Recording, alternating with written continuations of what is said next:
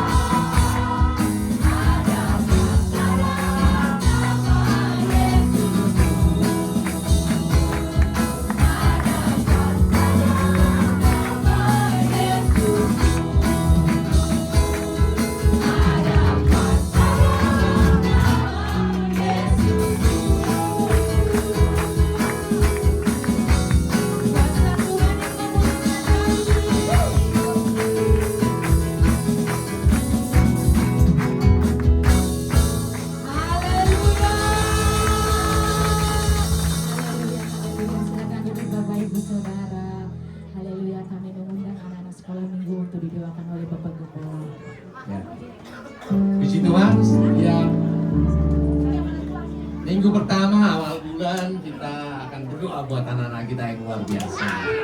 Anak-anak yang penuh semangat, anak-anak yang jumpalitan.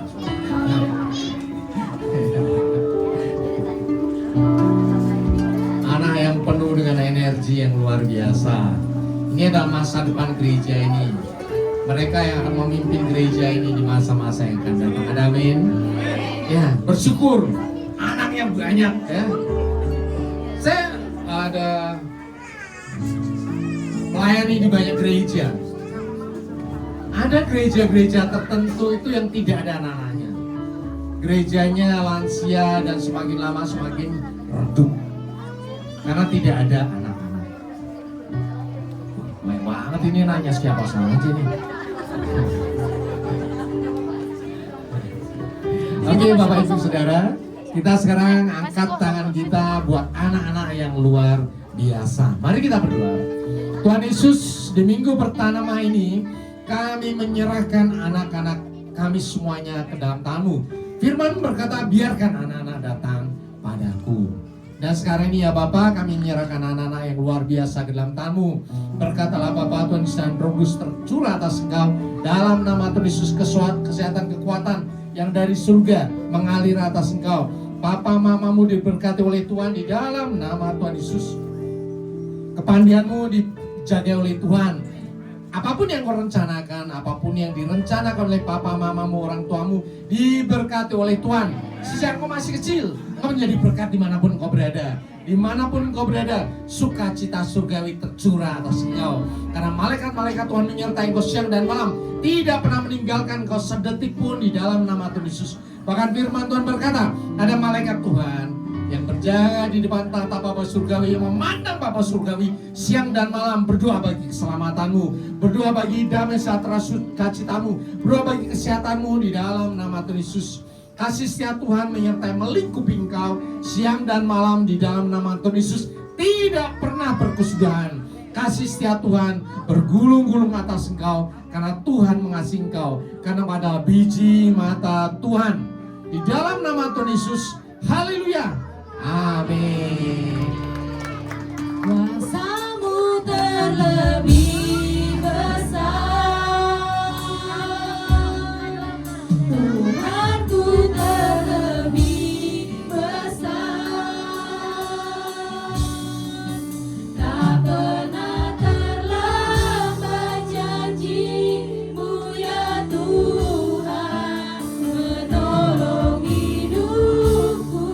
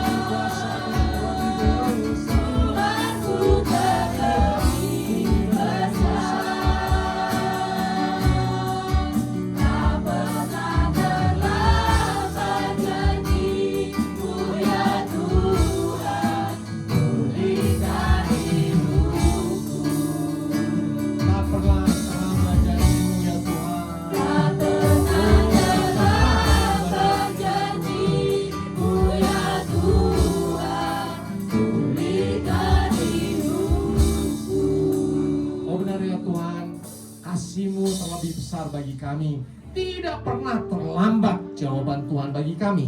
Kasih-Mu selalu baru tiap pagi. Besar kesetiaan-Mu terjadi atas kehidupan kami. Bapa Surgawi, kami bersuka cita karena kejadian kami dahsyat dan ajaib. Sebelum Tuhan Yesus Tuhan menenun kami di dalam kandungan ibu kami, Engkau sudah memahami kami, Engkau sudah tahu kami, Engkau sudah mengenal kami, bahkan nama kami sudah Engkau sebut di hadapan-Mu. Bapa Surgawi, sekarang ini ucapan syukur, kasih setia Tuhan atas kami naikkan pujian syukur kepada-Mu. Kami sudah memuji, memuliakan nama-Mu. Roh kami bersuka cita, roh kami menyala-nyala ya Bapa, di dalam persekutuan jemaat Tuhan di tempat ini, maupun yang terhubung di dalam YouTube di dalam nama Tuhan Yesus. Sukacita Tuhan menyala-nyala atas kami. Dan sekarang waktunya ya Bapa, kami mau menenangkan hati kami, jiwa kami, roh kami. Kami mau duduk diam. Kami membuka hati, pikiran, jiwa, roh kami, telinga kami bagi setiap kebenaran firman Tuhan. Bapa Surgawi, kami menyerahkan hati kami semuanya ke dalam tangan-Mu. Lepaskan hati kami yang lama, gantikan hati kami dengan hati yang baru, hati seorang murid, hati yang adalah tanah yang subur. Sehingga setiap firman yang kami terima berakar dengan kuat, bertumbuh dan subur, dan berbuah lebat di dalam kehidupan kami. Semua yang percaya Tuhan Yesus katakan, amin. Kita ucapkan syukur kepada Tuhan. Silakan Bapak Ibu Saudara dulu dalam hadirat Tuhan. Shalom. Luar biasa. Ada sukacita Bapak Ibu? Ya. Saya sukacita sekali. Lihat tadi anak-anak banyak sekali ya, banyak sekali. Karena sekarang ini ada gereja-gereja yang menjadi museum. Gereja yang menjadi museum ya. Kalau Bapak Ibu ke luar negeri ya, misalnya saya kalau ke Jepang pasti ke gereja tradisional, bukan gereja internasional ya. Gereja yang berbahasa Jepang. Di situ yang bergereja hanya beberapa orang dan orangnya tua-tua. Anak mudanya sudah tidak ada. Tadinya gerejanya besar, lama-lama jadi kecil, jadi kecil, jadi kecil. Kemudian lenyap, ditutup. Tapi itu bukan hanya di luar negeri loh. Di Indonesia juga ada yang seperti itu. Puji Tuhan bahwa gereja di tempat ini punya anak-anak kecil. Ada amin. Sebetulnya gereja bertumbuh dan sehat itu tergantung dari jemaatnya juga. Mau kita 100 tahun ke depan misalnya, mau tetap bertumbuh dan berkembang, dimulai dari apa? Hubungan jemaat ini, gereja ini bersama dengan Tuhan. Ada amin? Ya. Saya bertumbuh lahir di gereja Protestan GKJ, Gereja Kristen Jawa di Semarang. Ya. Itu waktu saya ke gereja masih kecil-kecil bersama dengan keluarga, saudara-saudara saya. Kemudian kita bertumbuh, ya saya pindah ke sini. Yang di sana, yang sepantaran dengan saya mulai mempunyai keluarga, punya anak-anak, tetap di gereja itu. Punya cucu-cucu, tetap di gereja itu. Tetap melayani sampai sekarang ini. Ada amin? Itu adalah pertumbuhan gereja yang berasal dari Tuhan. Ya, jadi tidak pernah berhenti karena manusia juga tidak pernah berhenti kecuali manusia sudah diputus oleh Tuhan. Kalau gereja benar di hadapan Tuhan, pasti akan terus dijagai oleh Tuhan sampai keturunan ketiga dan keempat. Ada amin? Begitu juga Bapak Ibu Saudara dari saya. Saya nyatakan, engkau lakukan sudah benar di hadapan Tuhan. Engkau menyerahkan anak-anakmu di mana? Di gereja. Ya, jangan pernah berpikir saya bekerja pintar, enggak ya. Karena masa dan waktu akan berubah. Engkau akan jadi orang yang ketinggalan zaman. Lihat opung-opung yang ada di tempat ini ya, sudah mulai ketinggalan zaman. Ya, tetapi kita punya Tuhan yang tidak pernah ketinggalan zaman. Kita tidak bisa menjaga anak-anak kita, bayi-bayi, bocil-bocil nggak bisa jagain. Mereka begitu pegang gadget, udah kita udah bablasan ini. Ya.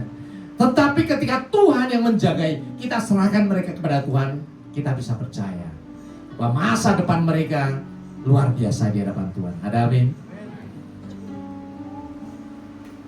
Hari ini kita akan belajar mengenai overthinking. Ya, agak susah juga ini pelajaran. Karena bukan bahasa Indonesia ini. Stop overthinking. Bahasa Indonesia ini ada medan peperangan, ada di dalam pikiranmu. Maksudnya apaan sih? Ya. Next. Overthinking ya. Kalau kita melihat dictionary, karena ini bukan bahasa Indonesia, kita ambilnya dari dictionary-nya bahasa Inggris ya. Dari Cambridge Dictionary ya.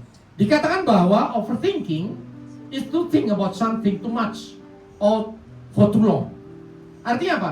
Berpikir tentang sesuatu secara berlebihan atau dalam waktu yang lama berulang-ulang. Padahal belum tentu benar. Ya. Jadi pikirannya kebablasan dalam waktu yang lama. Sedangkan Merriam-Webster Dictionary berkata, overthinking is to think too much about something, to analyze something excessively.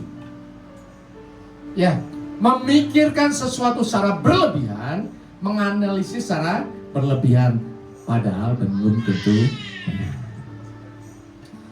Contohnya gimana Bapak Ibu Saudara? Kalau kita lihat seseorang, kita udah nggak senang, apapun yang dia kerjakan salah semuanya. Ya. Itu overthinking, padahal nggak seperti itu. Ya, nggak seperti itu. Ya. Dan di Indonesia, di dunia, bukan di Indonesia, banyak sekali hal kayak gini. Bukan hanya di lingkungan kerja, di lingkungan tempat tinggal, di gereja pun juga ada seperti itu. Ya. Saya sering ngomong, kita nggak ngapa-ngapain saja, orang benci sama kita loh. Kenapa coba? Karena kau diberkati oleh Tuhan. Ada amin. So, why they hate us? Kenapa mereka benci kepada kita? Karena kau diberkati oleh Tuhan. Ada amin. Ya, banyak saudara-saudara kita dari seberang dari agama yang lain sebel sekali kalau lihat kita ya. Karena pergi ke gereja dananya bagus ya, naik kendaraan bareng-bareng sama anak-anaknya. Mereka sebel, kenapa? Kenapa gua nggak seperti itu ya? Kenapa ibadahnya sendiri-sendiri kalau mereka? Ya? Tapi kalau kita kan enggak, datang sekeluarga ke gereja, anak-anak sekolah minggu nanti pulang bareng, makan bareng, itu sukacita. Ya, yang kita begitu saja orang sudah benci, udah. Ya. Kenapa mereka benci? Karena mereka overthinking, berpikir secara eksesif, lebih daripada yang kenyataannya terjadi. Jadi padanan makna di bahasa Indonesia, overthinking adalah berpikir secara berlebihan, mencemaskan secara berlebihan, terobsesi sesuatu berlebihan, merenung juga terlalu lama juga tidak bagus.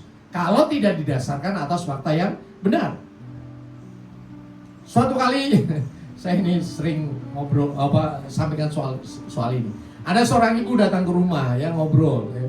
Kemudian dia ngomong, Pak Pendeta, saya itu khawatir nanti mantu saya tidak sayang sama saya. Menantu saya tidak sayang kepada saya. Anak saya cowok yang gitu. Jadi saya itu berpikir keras, kalau nggak sayang terus gimana ya? Disia-siakan sama menantu, ya, sama besan. Ya udah ibu berdoa saja, ya kita berdoa. Terus saya tanya, itu anaknya ibu sudah bekerja di mana? Ya. Dia ngomong apa? Anak saya masih SD. Anak saya masih SD. Tapi dia sudah berpikir soal menantu. Nanti menantunya kalau nggak sayang, bagaimana? Itu berpikir secara berlebihan. Ya nggak apa-apa juga namanya ibu-ibu kok, ya tuh. Nggak apa-apa, nggak ada masalah. Tapi kalau berlebihan itu menguras energi dan tenaga. Waktu masih panjang ya, masih 6 tahun, 7 tahun, 8 tahun, masih bekerja lagi. Kenapa nggak waktu berjalan dipergunakan untuk memikirkan anak, menjadi anak yang hebat? Jangan mikir malah menantu. Ini menjadi konteks psikologis yang mengkhawatirkan sesuatu berulang-ulang. Ini bisa jadi penyakit loh Bapak Ibu Saudara. Ya, nanti perang dunia ketiga, aduh takut, mulai nimbun bahan makanan. Ya. Ada yang itu mantan polisi ngomong, nanti akan 7 hari lampu mati. Wah, udah disebar kemana-mana. Kita harus siapin duit cash. Siapin emas ya. Saya nggak peduli itu. Saya nggak peduli.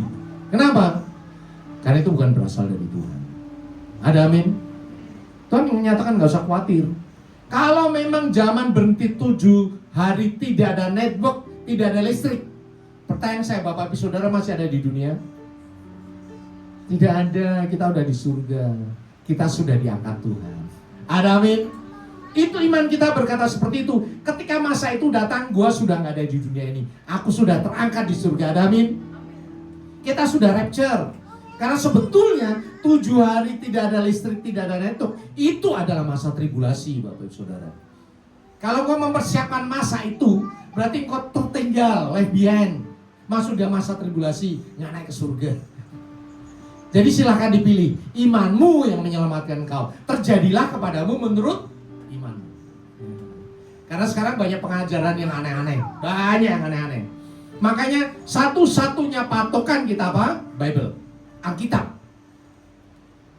Alkitab ngomong apa kita percaya aja. Supaya apa? Hati kita penuh sukacita. Ada amin? Ya, makna psikologis pikiran kita negatif dibuta terus menerus. Bapak Ibu Saudara, banyak orang sakit karena apa? Karena pikiran negatif yang diputar berulang-ulang. Bekerja di kantor, atasanku itu enggak benci sama gua. Apapun dikerjakan salah mulu. Artinya apa? Depresi dong. Ketika depresi, semua penyakit mulai muncul. Mau masuk ke kantor aja udah mules sakit perut. Ya, saya sebutnya walking sickness. Banyak orang-orang seperti itu. Belum bekerja sudah sakit. Jangan hanya bekerja, ya. School sickness juga ada seperti itu. Mau masuk sekolah udah sakit duluan. Aduh, nanti ketemu guru killer. Itu pikiran negatif yang diulang-ulang menjadi penyakit. Sekarang kita belajar, anak Tuhan tidak boleh seperti itu. Anak Tuhan pikirannya nempel sama Tuhan. Ada amin? Ya. Analisis yang tidak pernah berhenti dalam hal yang salah. Jadi hari ini kita akan belajar mengenai apa? Overthinking. Stop, berhenti overthinking. Anak Tuhan nggak boleh overthinking yang jelek-jelek. Ya. Mending overthinkingnya yang bagus terhadap Tuhan, bahwa Tuhan mengasihi kita, menyelamatkan kita, doa-doa pun dijawab oleh Tuhan. Ada amin? Kita akan belajar terhadap satu tokoh yang sangat luar biasa. Siapa namanya? Musa. Ketika Musa dilahirkan, Alkitab berkata ya di dalam Keluaran 2 ayat 2. Keren banget ini. Lalu mengandunglah ia ya, dan melahirkan seorang anak laki-laki, namanya Musa ya. Ketika dilihatnya apa? Bahwa anak itu cantik, disembunyikannya 3 bulan lamanya. Ya, yang Musa cowok apa cewek? Tapi kenapa cantik? Saking gantengnya. Ya. Kalau orang ganteng itu diandanin oleh cewek yang cantik ya. Jadi kalau Bapak Ibu lihat tokoh-tokoh di Alkitab semuanya ganteng dan cantik. Jadi saya juga suka yang cantik ya. Cantik itu bukan berarti wajah yang cantik ya, tetapi hidup yang melekat kepada Tuhan, maka inner beauty-nya juga akan keluar. Ya, saya bertemu dengan level yang cukup tinggi banyak ya. Itu mereka kalau udah mulai umur 60 ya, itu mereka rajin ke Korea ya. Rajin ya, untuk apa coba? Oplas. Ya, oma itu wah kinclong semuanya betul udah. Ya, nggak ada keriputnya, nggak ada. Kalau Bapak Ibu ke Jakarta ke level yang middle up, itu nggak ada oma yang keriputan. Ya. Tetapi ketika dilihat, apakah inner beauty-nya keluar? Sorry, tidak. Mereka datang ke rumah untuk didoakan. Sedih, menderita. Jadi cantik, ganteng itu yang terutama adalah nempel sama Tuhan. Ada amin? Ya. Kalau saya pertemuan pendeta, gembala-gembala, banyak oma-oma, tapi saya lihat seneng, sukacita, saya lihat dia, waduh, memancarkan damai sejahtera. Kalau ngomong asik, enak ya. Kenapa? Dia hidupnya nempel sama Tuhan, sekalipun umur sudah 70, 75, wah keren, luar biasa. Orang pengen deket sama dia, pengen ngobrol. Kenapa? Hatinya melekat sama Tuhan. Setiap perkataannya penuh dengan berkat Tuhan. Itulah kecantikan yang sejati. Dan saya percaya, secara bertahap, ini semuanya anak-anak Tuhan akan menjadi cantik-cantik semuanya. Ganteng-ganteng semuanya. Karena apa? Inner beauty, ya, inner handsome from heaven dari Tuhan akan terus mengalir atas dirimu. Ada amin? Sehingga setiap orang yang melihat anak Tuhan dari FGC, keren-keren ya. Padahal sama aja. Yang membedakan apa? Roh Allah yang menyala-nyala. Ada amin? That is your calling. Itulah panggilanmu di hadapan Tuhan. Karena saking cantiknya ya, si Musa ini, kemudian dirawat sampai 3 bulan. Setelah 3 bulan nggak tahan, takut ketahuan dibunuh, kasihan dong. Kemudian dihanyutin di sungai. Maka datanglah putri Firaun untuk mandi di sungai Nil. Sedang dayang-dayangnya berjalan-jalan di tepi sungai Nil. Lalu terlihatlah olehnya peti yang di tengah-tengah teberau itu. Maka disuruhnya hambanya perempuan untuk mengambilnya. Inilah waktu Musa diangkat dari air. Yang kasih nama Musa siapa? Firaun, putri Firaun. Karena aku mengambilnya dari air. Ya. Jadi nabi besar ini namanya bukan nama orang Ibrani, tetapi nama yang diberikan oleh orang Mesir, putri Firaun. Musa ada di Mesir selama berapa? 40 tahun. Dan kita tahu Tuhan membuat Musa bermasalah, sehingga dia melarikan diri. Melarikan diri kemana? Ke Midian. Selama berapa? 40 tahun. Di Midian, dia ketemu Yitro, imam Midian, kemudian dikasih anaknya Zipora. Kemudian melahirkan 2 anak. Siapa? Gersom dan Eliezer. Artinya hidupnya sudah nyaman. Musa punya 2 macam kehidupan. Kehidupan sebagai seorang raja. Dia dilatih peperangan, dia dilatih sastra, dia latih menulis. Musa itu orang yang sangat cerdas. Ya, sangat cerdas. Buktinya apa? Kitab Taurat itu yang nulis Musa. Yang nulis. Zaman dulu kan orang susah nulis. Ya. Ya. Kalau Musa dipadanin sekarang, programmer tingkat dewa udah Musa. Kalau dipadanin sekarang ini. Karena zaman dulu orang tidak bisa menulis. Sedangkan Musa dididik di istana. Tetapi Tuhan bikin Musa keluar dari istana dan dia mengembara di padang gurun menjadi tukang ngangon kambing selama berapa? 40 tahun. Jadi dari raja menjadi tukang ngangon kambing. Supaya apa? Dia mengenal padang gurun, dia mengenal kehidupan yang dahsyat, yang keras. Karena dia akan memimpin bangsa Israel masuk di padang gurun. Luar biasa dong Tuhan. Nah, ini ceritanya di akhir masa 40 tahun di padang gurun di rumah Yitro. Kita tahu apa? Ada semak belukar terbakar ya. Kemudian luar biasa yang gini. Semak belukar terbakar, kemudian Musa mau mendekat. Kemudian malaikat Tuhan berkata, "Hai Musa, jangan dekat-dekat. Tanggalkan kasutmu, karena tempat ini adalah kudus." Sampai di sini kita coba bayangkan. Musa itu ketemu sama penampakan yang ilahi, dan memang kemuliaan Tuhan berhadapan dengan dia, seorang manusia, ada kegentaran yang dahsyat. Ya, sama juga kalau Bapak Ibu Saudara memuji memuliakan Tuhan di tempat ini, rasakan urapan Tuhan dong, gitu. Nah, ini dengan mata sendiri melihat betapa dahsyatnya. Kemudian Musa bersujud, ya, sujud, muka sampai di tanah. Kemudian dari semak belukar itu yang terbakar, Tuhan berfirman, "Aku adalah Allah nenek moyangmu, Allah Abraham, Ishak dan Yakub. Aku sudah memperhatikan kesengsaraan bangsamu, ya. Dan sekarang waktunya kau pergi untuk membebaskan umatku." Keren dong. Coba saya bertanya kepada Bapak Ibu Saudara, kalau ketemu Tuhan seperti itu sekarang ini, ya, apa yang mau lakukan? Ya, ngomong dong, Tuhan, apapun yang kau suruh aku kerjakan, betul kan? Amin. Ya. Sama seperti siapa coba? Rasul Paulus. Begitu ketemu Tuhan Yesus, dia langsung bertobat. Perempuan di sumur Yakub begitu ketemu Tuhan Yesus langsung bertobat. Sakius bisa begitu bertemu Tuhan Yesus langsung bertobat. Saya percaya kalau sekarang ini Tuhan nongol di tengah-tengah ini, memancarkan api kedahsyatannya, semuanya langsung bertobat dengan luar biasa. Ada amin? Ya. Dan kemudian Tuhan ngomong, "Jadi sekarang." Coba kata-kata Tuhan, "Pergilah, aku mengutus engkau kepada siapa? Firaun, untuk membawa umatku orang Israel keluar dari Mesir." Sampai di sini bisa dipahami konteksnya.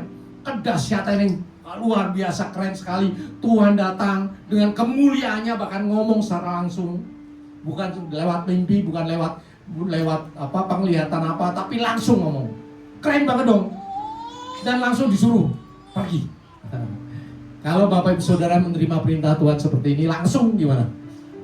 Ya, langsung ngomong, Tuhan, aku berangkat. Mau mati pun aku berangkat kok. Tapi hebatnya, Alkitab itu jujur, ya, mencatat secara detail apa yang menjadi respons Musa. Apa coba? Yang pertama, Musa berkata, siapakah aku? Siapakah aku? Ya. Tetapi Musa berkata kepada Allah, siapakah aku ini? Maka aku akan menghadap Firaun dan membawa orang Israel keluar dari Mesir. Gubrak. Kalau di film udah jatuh nikah. Ketemu dengan Tuhan yang dahsyat. Kemudian Musa jawabnya, siapakah aku ini? Itu lalit, bener gak nyambung. Artinya apa? Kenapa Musa itu dididik di istana Firaun sebagai raja, dididik 40 tahun di padang gurun? Musa sudah mempunyai pikiran overthinking terhadap siapa? Dirinya sendiri. Sehingga dia berkata, siapakah aku? Bapak Ibu Saudara, seringkali kita mendapat panggilan dari Tuhan. Layani firman Tuhan, layani gereja Tuhan, jemaat Tuhan. Kita juga ngomong seperti ini, siapakah aku ini? Aku gak layak di hadapan Tuhan. Bohong, itu ngeles doang, oke? Ya, ingat Bapak Ibu Saudara, kalau ada orang dipanggil Tuhan kemudian ngomong siapakah aku ini, kelihatannya merendahkan diri, saya ngomong bohong, udah bohong gede, itu ngeles kayak Musa. Ya. Jangan zaman sekarang, Musa itu ribuan tahun yang lalu juga ngomong yang sama. Karena apa? Manusia juga sama. Ya. Tapi apa kata Tuhan? Tuhan keren sekali. Ya. Lalu firman-Nya, bukankah aku akan menyertai engkau? Inilah tandanya. Aku akan mengutus engkau apabila engkau telah membawa bangsa Israel itu keluar dari Mesir. Maka kamu akan beribadah kepada Allah di gunung ini. Jadi Tuhan memberikan tanda bahwa kalau engkau sudah keluar nanti di tempat ini kamu akan beribadah lagi. Berat, Musa sekarang gantian. Waduh, Tuhan ini keren juga. Gua mau ngeles gak bisa.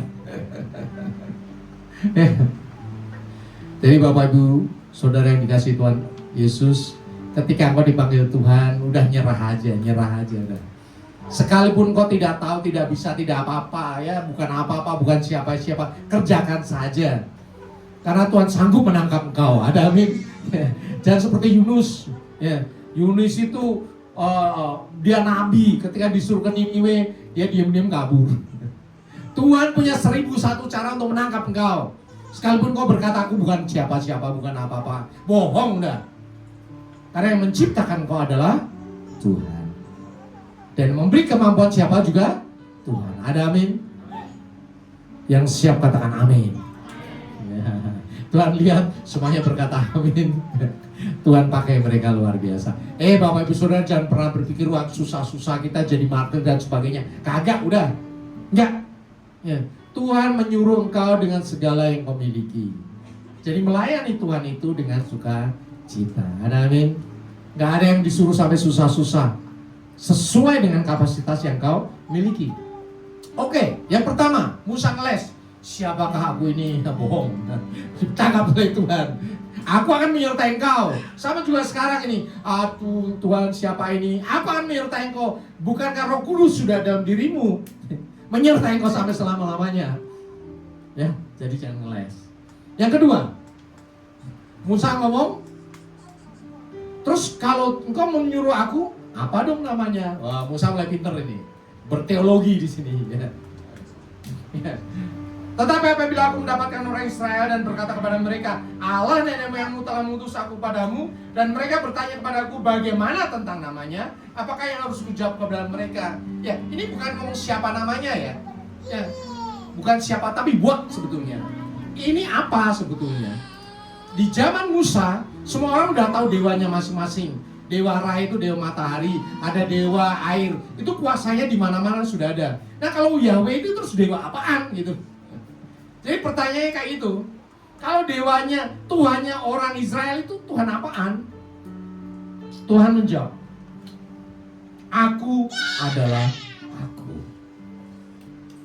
Ini bahasa Ibraninya, aku yang dulu ada, sebelum semuanya ada, aku udah ada. Aku yang sekarang ada, dan yang sampai selama-lamanya aku tetap ada. Jadi sebelum dewa-dewa itu muncul, aku sudah ada. Itu artinya secara teologi bahasa Ibrani. Jadi tolong pahami, bukan siapa namanya ya, tapi apa namanya. Bagaimana kekuasaannya. Waduh, Musa, berat. 2 kali bayangin. Ngomong sama Tuhan, dipatahkan sama Tuhan. Udah. Tapi Musa ingat ya, Musa itu orang yang pintar. Sudah dididik 40 tahun di Mesir. Musa ngeles lagi. Terus dia ngomong lagi, Tuhan, bagaimana jika mereka tidak percaya? Ya ini soal diri saya, soal Tuhan. Sekarang soal bangsa Israel. Kalau mereka nggak percaya gimana? Ya, Tuhan ngomong, apa yang ada di tanganmu itu? Jawabnya tongkat. Firman Tuhan lemparkan ke tanah. Lalu dilemparkannya tongkat itu ke tanah dan menjadi ular. Sehingga Musa lari meninggalkan dia. Mujizat terjadi.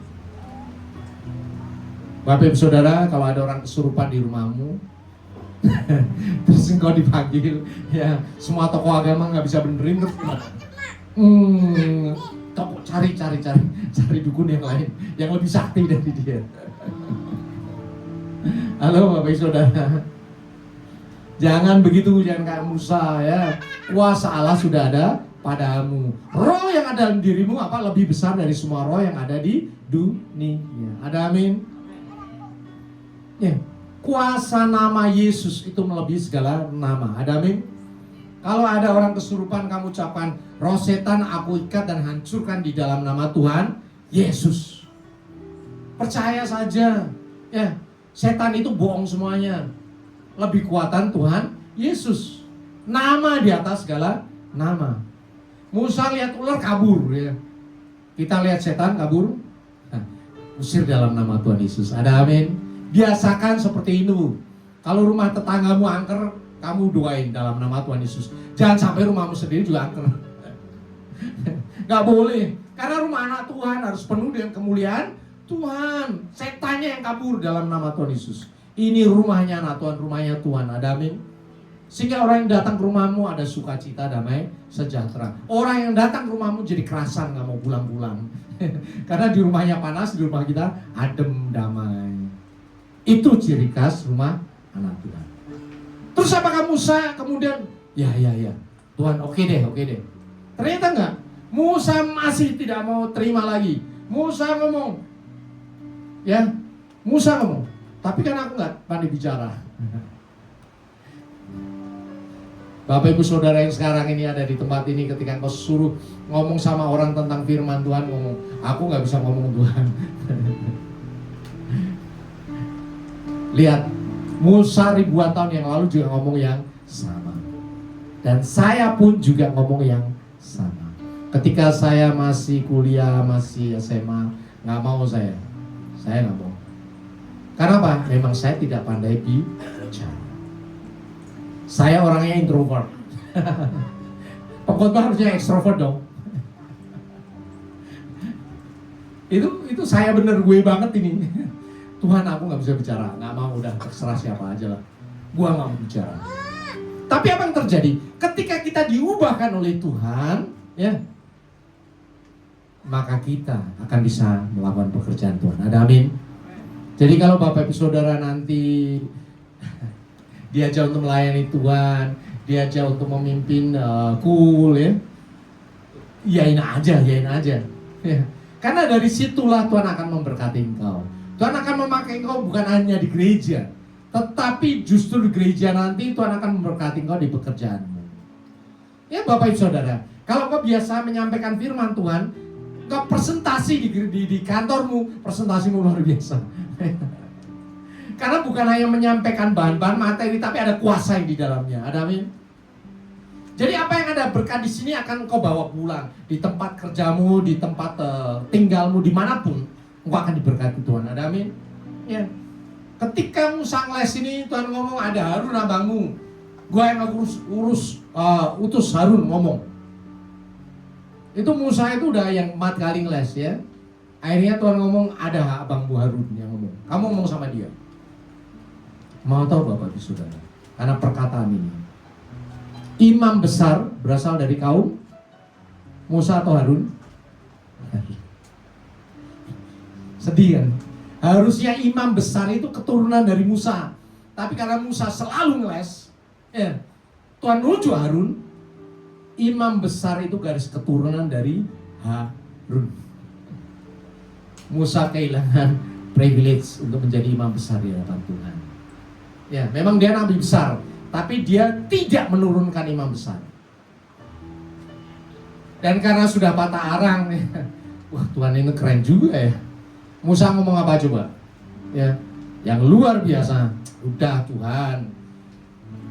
Tuhan, utuslah kiranya siapa saja yang patut kamu utus.